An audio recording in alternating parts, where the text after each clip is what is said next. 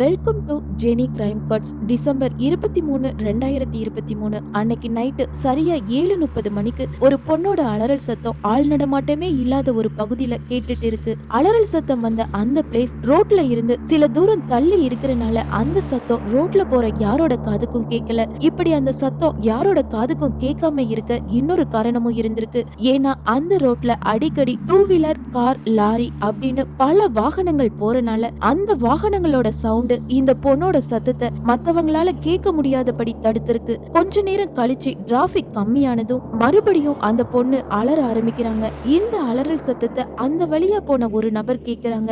அந்த பொண்ணோட அலறல் சத்தத்தை கேட்கும் போது அந்த பொண்ணு மிகப்பெரிய ஆபத்துல சிக்கி இருக்காங்கன்னு தெரிஞ்சுக்கிட்ட அந்த நபர் அலறல் சத்தம் கேட்ட அந்த இடத்துக்கு போறாங்க. அந்த பிளேஸ் இருட்டா இருந்தனால அந்த நபர் தன்னோட சில பேரை கூட்டிட்டு அந்த இடத்துக்கு போறாங்க. அப்படி அந்த இடத்துல இருந்த காட்சியை பார்த்த சில பேரோட உடம்பெல்லாம் நடுங்கிருக்கு. உடம்பெல்லாம் நடுங்கினது மட்டும் இல்லாம அந்த பொண்ணு இருந்த கோலத்தை பார்த்தாலே எல்லாரோட கண்கள்ல இருந்தும் கண்ணீர் வந்துடும். அந்த அளவுக்கு கொடூரமா இருந்த அந்த காட்சியை தான் அங்கிருந்த சில பேர் பாக்குறாங்க.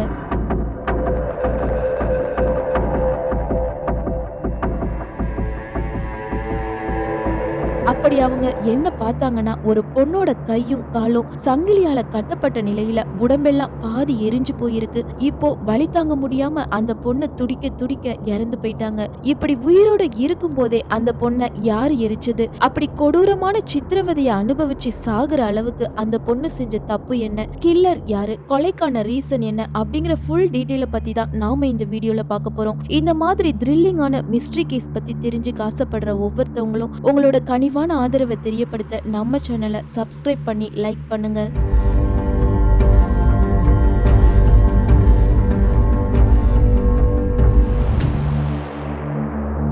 சென்னை கேளம்பாக்கம் பக்கத்துல இருக்கிற பொன்மார் பகுதியில ஒரு பொண்ணு உயிரோட இருக்கும் போதே எரிச்ச இந்த நியூஸ் அந்த பகுதியில இருக்கிற எல்லாருக்கும் வேகமா ஸ்ப்ரெட் ஆகுது. இப்போ அலறி துடிச்சபடியே உயிருக்கு போராடிட்டு இருந்த அந்த பொண்ணுக்கு ட்ரீட்மெண்ட் கொடுக்கறதுக்காக அந்த பகுதி மக்கள் டிலே பண்ணாம உடனடியா 108க்கு கால் பண்ணி ஆம்புலன்ஸ கிரைம் ஸ்பாட்டுக்கு வர சொன்ன அதே நேரத்திலேயே நடந்த எல்லா விஷயத்தையும் போலீஸ்க்கும் சொல்லி கிரைம் ஸ்பாட்டுக்கு வர சொல்றாங்க. இப்போ அந்த இடத்துக்கு ஆம்புலன்ஸ் வந்தது உயிருக்கு போராடிட்டு இருந்த அந்த பொண்ணை ஆம்புலன்ஸ்ல ஏத்தி விட்ட போலீஸ் இப்படி ஒரு கொடூர செயலை பண்ணின அந்த அடையாளம் தெரியாத நபர் ஏதாவது தடயத்தை விட்டுட்டு போயிருக்க வாய்ப்பு இருக்குன்னு திங்க் பண்றாங்க. இதனால கிரைம் நடந்த அந்த பகுதியில ஏதாவது க்ளூ கிடைக்குமான்னு தேடின போலீஸோட கண்ணுல ஒரே ஒரு செல்போன் மட்டும் கிடைக்குது.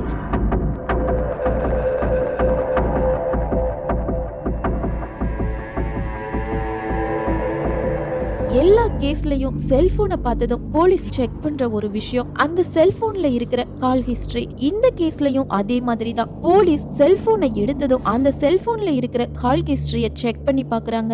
அப்படி பார்க்கும்போது அந்த பொண்ணுக்கு கடைசியா ஒரு நபர்கிட்ட இருந்து கால் வந்திருக்கிறது போலீஸ்க்கு தெரிய வருது. இப்போ இந்த நேரத்துல ஆம்புலன்ஸ்ல உயிருக்கு ஆபத்தான நிலையில துடிச்சிட்டு இருந்த அந்த பொண்ணுக்கு ஹாஸ்பிட்டல்ல ட்ரீட்மெண்ட் கொடுக்கப்படுது. ஆனா அந்த பொண்ணு ஹாஸ்பிட்டலுக்கு போன கொஞ்ச நேரத்திலேயே இறந்து போயிட்டாங்க.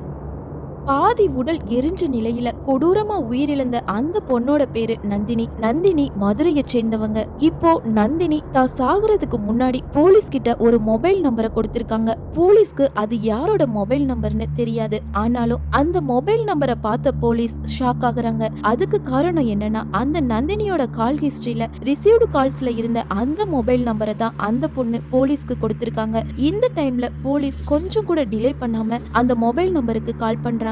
அப்படி போலீஸ் அந்த மொபைல் நம்பருக்கு கால் பண்ணும்போது கால் அட்டெண்ட் பண்ணி பேசின அந்த நபர் போலீஸ் கேக்குற எல்லா கொஸ்டினுக்கும் சரியான பதில் எதுவும் சொல்லாததுனால போலீஸ் என்ன பண்றாங்கன்னா, அந்த நபரோட போன் நம்பர் மூலமா அந்த நபர் யாருன்னு கண்டுபிடிச்சு விசாரணைக்காக தாளம்பூர் போலீஸ் ஸ்டேஷனுக்கு கூட்டிட்டு வராங்க. அப்படி அந்த நபர் கிட்ட விசாரிக்கும் போதுதான் போலீஸ்க்கு பயங்கர ஷாக் கொடுக்கிற மாதிரி அந்த நபர் பல விஷயத்த சொல்லியிருக்காங்க. போலீஸ் கிட்ட போன்ல பேசின அந்த நபரோட பேரு வெற்றிமாறன். மதுரையில வசிச்சுட்டு வந்த வெற்றிமாறன் 10th ஸ்டாண்டர்ட் வர மதுரையில உள்ள ஸ்கூல்ல தான் படிச்சிருக்காங்க. அப்படி வெற்றிமாறன் மதுரையில உள்ள ஸ்கூல்ல படிக்கும் போதுதான் நந்தினிக்கும் வெற்றிமாறனுக்கும் பழக்கம் ஏற்பட்டிருக்கு. நந்தினியும் வெற்றிமாறனும் சின்ன வயசுல இருந்தே ஃப்ரெண்ட்ஸா தான் இருந்தாங்க. எங்க போனாலும் ஒன்னாதான் போவாங்க, விளையாடினாலும் ஒன்னாதான் விளையாடுவாங்க. எல்லாருக்கும் ஒவ்வொரு க்ளோஸ் ஃப்ரெண்ட் இருப்பாங்க இல்லையா, அதே மாதிரி தான் நந்தினிக்கு வெற்றிமாறன் தான் க்ளோஸ் ஃப்ரெண்ட். அப்படின்னா நந்தினி ஒரு பையன் கூடவா சின்ன வயசுல இருந்து இவ்ளோ க்ளோஸா இருந்தாங்கன்னு நீங்க கேட்கலாம். எஸ், சின்ன வயசுல இருந்து 10th ஸ்டாண்டர்ட் வர இவங்க ரெண்டு பேரும் க்ளோஸ் ஃப்ரெண்டா தான் இருந்தாங்க. ஆனா நீங்க நினைக்கிற மாதிரி நந்தினி வெற்றிமாறன் அப்படிங்கிற பையன் கூட க்ளோஸ் ஃப்ரெண்டா இல்ல, பாண்டி மகேஸ்வரி அப்படிங்கிற பொண்ணு கூட தான் க்ளோஸ் ஃப்ரெண்டா இருந்திருக்காங்க. இப்போ உங்களுக்கு குழப்பமா இருக்கும்னு நினைக்கிறேன். பாண்டி மகேஸ்வரி வெற்றிமாறன் இவங்க ரெண்டு பேருமே ஒரே நபர் தான். பிறப்பிலேயே பொண்ணா பிறந்த பாண்டி மகேஸ்வரி 10th ஸ்டாண்டர்டுக்கு அப்புறம் திருநம்பியா மாறிட்டாங்க.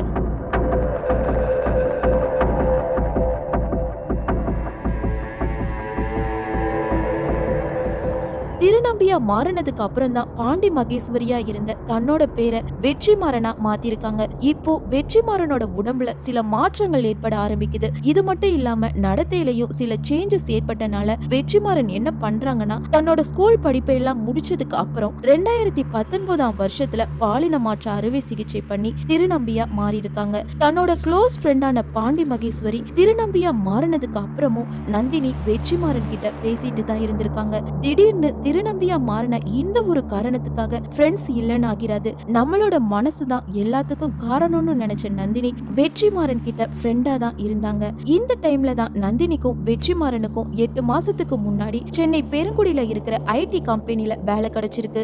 இதனால நந்தினியும் வெற்றிமாறனும் அந்த ஐடி கம்பெனில ஒர்க் பண்றாங்க. இப்போ வெற்றிமாறனுக்கு நந்தினி மேல காதல் வர ஆரம்பிக்குது. ஆல்ரெடி வெற்றிமாறனுக்கு 5 வருஷத்துக்கு முன்னாடியே நந்தினி மேல ஒரு கிரஷ் இருந்துட்டே தான் இருந்திருக்கு. ஆனா அதெல்லாம் வெளிக்காட்டாத வெற்றிமாறன் நந்தினியோட இவ்ளோ நாளா ஃப்ரெண்டா தான் இருந்திருக்கான். ஆனா இப்போ என்ன நினைச்சான்னு தெரியல, தான் நந்தினிய லவ் பண்ற விஷயத்த நந்தினி கிட்ட சொல்லியிருக்கான். ஆனா நந்தினியால வெற்றிமாறனோட இந்த காதலை ஏத்துக்க முடியல. அதனால நந்தினி என்ன சொல்றாங்கன்னா, நம்ம ரெண்டு பேரும் கடைசி வர ஃப்ரெண்டாவே இருப்போம், உனக்கும் எனக்கும் இந்த லவ் செட் ஆகாதுன்னு சொல்லி வெற்றிமாறனை அவாய்ட் பண்றாங்க. இப்படி வெற்றிமாறனை அவாய்ட் பண்ணின நந்தினி ஐடி கம்பெனில ஒர்க் பண்ற வேற பசங்களோட ஜாலியா பேசிட்டு தான் இருந்திருக்காங்க. இதனால வெற்றிமாறனுக்கு நந்தினி மேல கோவம் வர ஆரம்பிக்குது. இப்போ வெற்றிமாறன் என்ன நினைக்கிறாங்கன்னா, நம்மளும் எல்லார மாதிரியும் ஒரு பையன் தான், ஆனா நந்தினி மத்த பசங்க கூட தான் அதிகமா பேசுறா, என்கிட்ட மட்டும் கம்மியா பேச என்ன காரணம்னு தனக்குள்ளேயே கேள்வி கேக்குறாங்க.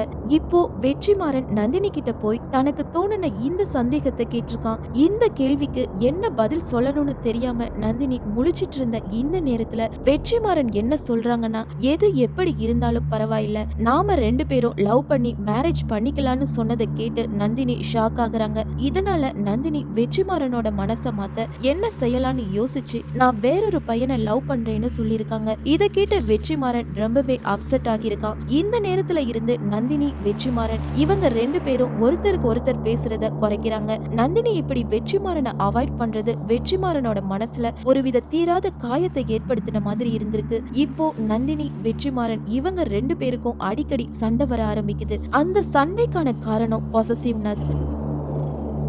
நந்தினி எப்பவும் தன்னோட தான் இருக்கணும், தன்னோட தான் எப்பவும் பேசணும்னு நினைச்ச வெற்றிமாறன் என்கிட்ட மட்டும் பேசுன்னு சொல்லி நந்தினிக்கு தொந்தரவு கொடுத்துட்டே இருந்திருக்கான். வெற்றிமாறன் இப்படி தன்னை டிஸ்டர்ப் பண்ற விஷயத்த நந்தினி தன்னோட பேரண்ட்ஸ், ஃப்ரெண்ட்ஸ் அப்படின்னு யார்கிட்டையும் சொல்லாம தான் இருந்திருக்காங்க. நந்தினி இந்த விஷயத்த சாதாரணமா நினைச்சு யார்கிட்டையும் சொல்லாம இருந்ததுதான் நந்தினியோட உயிருக்கே யமனா மாறி இருக்கு.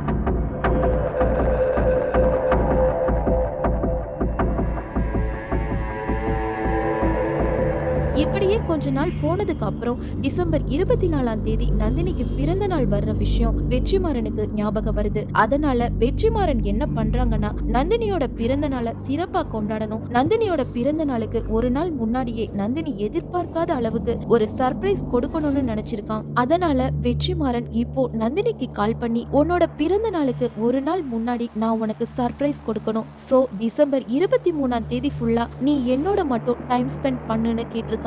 ஏற்கனவே வெற்றிமாறன் நந்தினிக்கு லவ் டார்ச்சர் கொடுத்தனால நந்தினி இப்ப யோசிக்கிறாங்க. ஆனாலும் வெற்றிமாறன் நம்மளோட சின்ன வயசு ஃப்ரெண்டு, ஆசையா கூப்பிடுறான், போகாம இருந்தா அவனோட மனசு கஷ்டப்படும்னு நினைச்சு நந்தினி ஓகே சொல்லிருக்காங்க.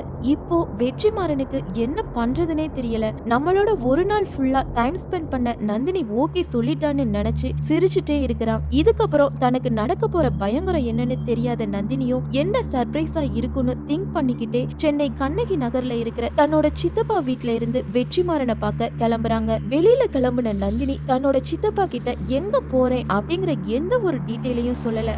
ஃபர்ஸ்டா வெற்றிமாறன் நந்தினிக்கு ஒரு புது ட்ரெஸ் வாங்கி கொடுக்கறான். புது ட்ரெஸ்ஸ பார்த்ததும் நந்தினி முகத்துல அவ்வளோ சந்தோஷம் இருந்திருக்கு. புது ட்ரெஸ்ஸ பார்த்தாலே நம்மள அறியாமலேயே நம்மளுக்கு ஒரு சிரிப்பு வரும் இல்லையா, அந்த சிரிப்பு தான் நந்தினிக்கும் வந்திருக்கு. இப்போ வெற்றிமாறன் நந்தினிய டூ வீலர்ல கூட்டிட்டு கோவிலுக்கு போயிருக்கான். அங்க போய் சாமியை எல்லாம் கும்பிட்டதுக்கு அப்புறம் தாம்பரம் பக்கத்துல இருக்கிற ஒரு ஆதரவற்றோர் இல்லத்துக்கு நந்தினிய கூட்டிட்டு போயிருக்கான். நந்தினிக்கு டிசம்பர் 24ஆம் தேதி பிறந்த நாள் அப்படிங்கறனால அந்த ஆதரவற்றோர் இல்லத்துல இருக்கிற எல்லாருக்கும் சாப்பாடு கொடுத்தது மட்டும் இல்லாம நன்கொடையும் கொடுத்திருக்கான். இந்த டைம்ல நந்தினி வெற்றிமாறன் தான் மேல எவ்வளவு பாசம் வச்சிருக்காங்கன்னு நினைச்சு கண் கலங்குறாங்க. இப்போ இவங்க 2 பேரும் ஒரு ஹோட்டல்ல போய் சாப்பிட்டதுக்கு அப்புறம் கொஞ்ச நேரம் கழிச்சு 2 பேரும் பக்கத்துல இருக்கிற சில பிளேஸ்ல சுத்துறாங்க. இப்போ ஈவினிங் 5 மணி ஆனனால நந்தினி என்ன சொல்றாங்கன்னா, டைம் ஆகிட்டே இருக்கு, அதனால நான் இப்போ வீட்டுக்கு கிளம்புறேன்னு சொல்றாங்க. உடனே வெற்றிமாறன், நீ தனியா போக வேண்டாம், நான் வந்து உன்னை டூ வீலர்ல டிராப் பண்றேன்னு சொன்னதை கேட்டு நந்தினி டூ வீலர்ல ஏறுறாங்க. அந்த டூ வீலர் கீழம்பாக்கம் பொன்மார் பகுதி கிட்ட வந்ததும் வெற்றிமாறன் அந்த இடத்துலயே பைக்கை நிறுத்திட்டு ஆள் நடமாட்டம் அதிகம் இல்லாத ஒரு பகுதிக்கு நந்தினிய வர சொல்றாங்க. நாம ஏன் இப்போ ஆள் நடமாட்டம் இல்லாத அந்த இடத்துக்கு போகணும்னு நந்தினி கேக்குறாங்க. அந்த இடத்துல தான் நான் உனக்கு ஒரு சர்ப்ரைஸ் வச்சிருக்கேன்னு சொன்னதை கேட்டதும் சர்ப்ரைஸ்க்கு ஆசைப்பட்ட நந்தினி வெற்றிமாறன் சொன்ன எல்லா விஷயத்தையும் அப்படியே நம்பியிருக்காங்க.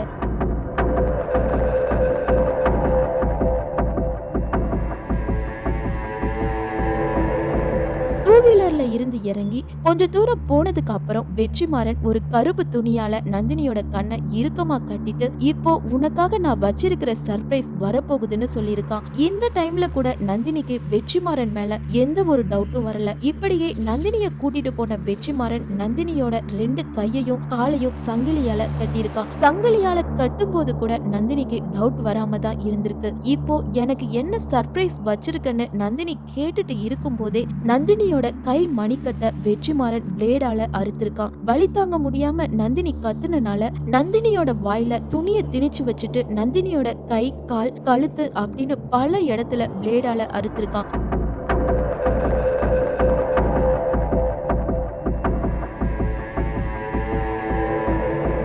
வழியில துடிச்சிட்டு இருந்த நந்தினிய அந்த இடத்திலேயே விட்டுட்டு பக்கத்துல இருந்த பெட்ரோல் பங்குக்கு போய் பெட்ரோல் வாங்கின வெற்றிமாறன் இப்போ நந்தினிய விட்டுட்டு போன அந்த இடத்துக்கு வந்திருக்கான். நந்தினிக்கு இனிமே என்ன நடக்க போகுதுன்னு தெரியாது. ஏன்னா நந்தினியோட கண்ணை பிளான் பண்ணியே கெட்டி வச்சிருக்கான். இந்த நேரத்துல அந்த இடத்துக்கு யாரோ ஒருத்தர் வர்ற சத்தத்தை கேட்ட நந்தினி பயப்படுறாங்க. இத்தனை வருஷமா நட்பா பழகின நந்தினி மேல கொஞ்சம் கூட ஈவு இறக்கமே இல்லாம பெட்ரோல் பங்க்ல வாங்கிட்டு வந்த பெட்ரோலை நந்தினி மேல ஊத்தி இப்போ நந்தினியோட உடம்ப எரிக்கிறான்.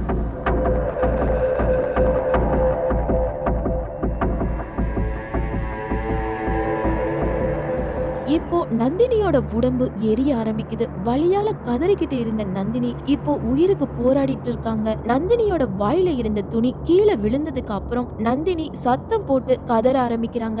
அந்த டைம்ல நந்தினியோட கதறல் சத்தத்தை கேட்டு அங்க வந்த நபர் மூலமா தான் இந்த கொடூர செயல் எல்லாருக்கும் தெரிய வந்திருக்கு. நந்தினிய பெட்ரோல் ஊற்றி எரிச்ச கொஞ்ச நேரத்திலேயே வெற்றிமாறன் அங்க இருந்து தப்பிச்சு போயிருக்கான். ஆனா போலீஸ் நந்தினியோட கால் ஹிஸ்டரி அப்புறம் நந்தினி கொடுத்த மொபைல் நம்பரை வச்சு டிசம்பர் 24ஆம் தேதி அரெஸ்ட் பண்ணிட்டாங்க. இதுக்கப்புறம் டிசம்பர் 24ஆம் தேதி, அதாவது நந்தினியோட பிறந்த நாள் அன்னைக்கு தான் போலீஸ் நந்தினியோட பாடிய நந்தினியோட வீட்டுல ஒப்படைச்சிருக்காங்க. தன்னோட 26வது பிறந்த நாளை பல கனவுகளோடு செலிப்ரேட் பண்ண நினைச்ச நந்தினி அவங்களோட பிறந்த நாள் அன்னைக்கே சாம்பலாகி இருக்காங்க.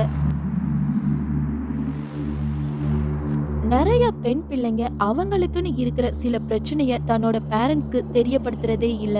இப்ப கூட நந்தினியோட பேரண்ட்ஸ் என்ன சொல்லிருக்காங்கன்னா, வெற்றிமாறன் லவ் டார்ச்சர் பண்றான் அப்படின்னு எங்க கிட்ட நந்தினி சொல்லியிருந்தா நாங்க நந்தினிக்கு எந்த ஒரு பிரச்சனையும் வராம சால்வ் பண்ணிருப்போம்னு சொல்லிருக்காங்க. சோ பெண் பிள்ளைங்க எல்லாரும் உங்களுக்குன்னு இருக்கிற பிரச்சனைய ஃபர்ஸ்ட் உங்களோட பேரண்ட்ஸ் கிட்ட ஷேர் பண்ணுங்க. இந்த கேஸ்ல வெற்றிமாறனோட இந்த கொடூர செயலை பத்தி நீங்க என்ன நினைக்கிறீங்க அப்படிங்கிற உங்களோட கருத்துக்களை மறக்காம கமெண்ட்ல தெரியப்படுத்துங்க. அப்படியே இந்த வீடியோ உங்களுக்கு பிடிச்சிருந்தா நம்ம சேனலை சப்ஸ்கிரைப் பண்ணி லைக் பண்ணுங்க. இதே மாதிரி இன்னொரு கிரைம் கட்ஸோட வேற ஒரு வீடியோல உங்களை சந்திக்கிறேன்.